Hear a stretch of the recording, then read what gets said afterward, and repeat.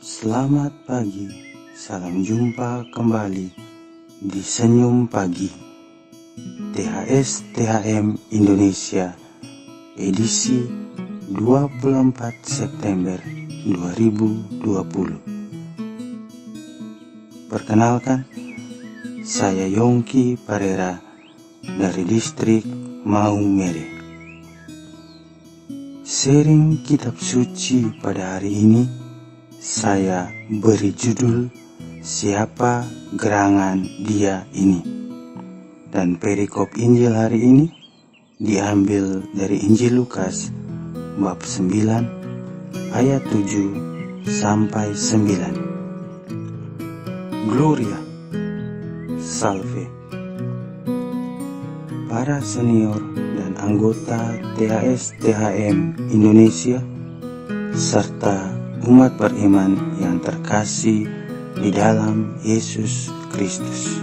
Dalam bacaan Injil hari ini, saya terkesan dengan ayat yang ke-9 yang berbunyi demikian.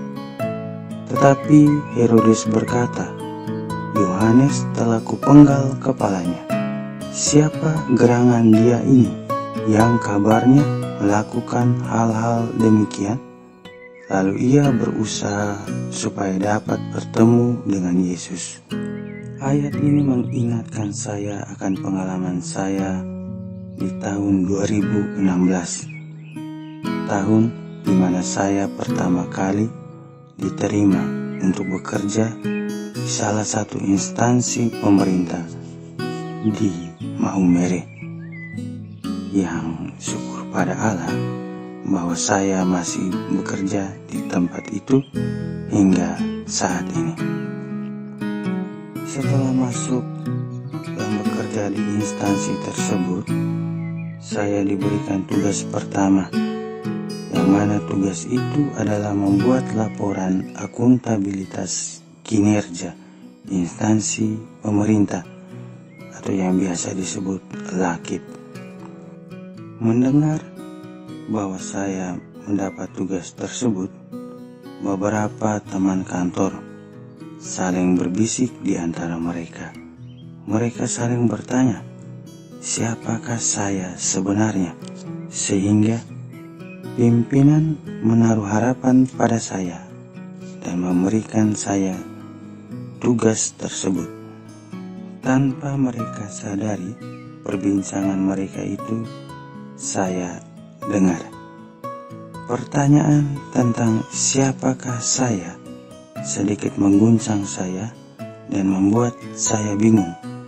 Saya pun sempat berpikir, apakah saya bisa melaksanakan tugas yang diberikan ini dengan baik dan tepat waktu, ataukah tidak? Saya pun tenggelam dalam kekalutan. Tetapi saya tidak menyerah. Saya tetap memberanikan diri saya untuk melaksanakan tugas itu dengan sebaik-baiknya.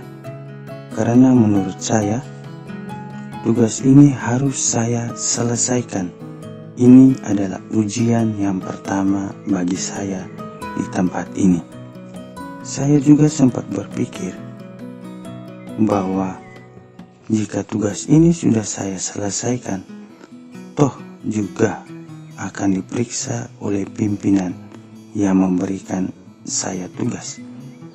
Jadi, jika ada koreksi, pasti akan dikembalikan untuk saya koreksi. Singkat cerita, tugas itu pun saya selesaikan dengan baik dan tepat waktu.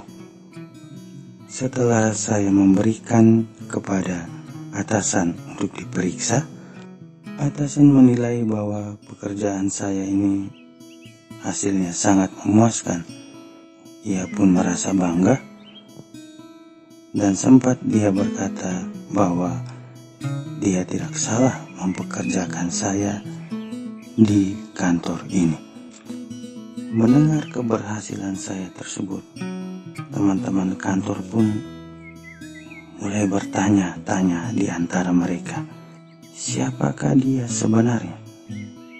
Dia hanyalah seorang pekerja baru di tempat ini. Apakah mungkin dia dapat melakukan tugas yang diberikan kepadanya dengan sebaik-baiknya? Karena menurut mereka, laporan itu adalah laporan tentang pelaksanaan tugas kantor di tahun 2015, sedangkan saya baru masuk di tahun 2016. Saudara-saudariku yang dikasihi oleh Tuhan Yesus Kristus, dari kisah pengalaman saya di atas, saya ingin menyampaikan bahwa kita tidak boleh menyerah dengan segala pertanyaan yang sering mengarah kepada kita.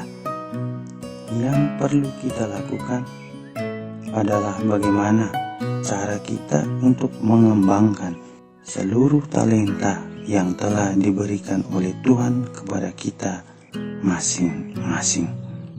Saudara-saudariku yang budiman, demikian sharing pengalaman saya hari ini.